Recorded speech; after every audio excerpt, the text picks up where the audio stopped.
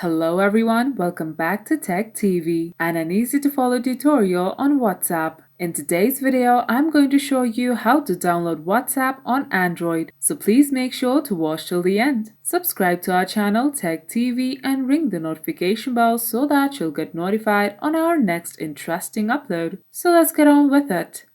At first, open the Play Store on your device and tap the search bar. Here, type WhatsApp and search. Tap Install.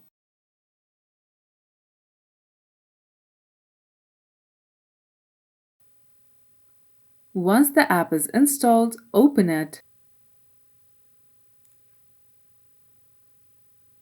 And that's how you download WhatsApp on Android. If you liked the video, please leave a like and let me know if you thought it was helpful in the comment section down below. Thank you for watching, and I'll be back with more interesting tutorials soon. Until next time.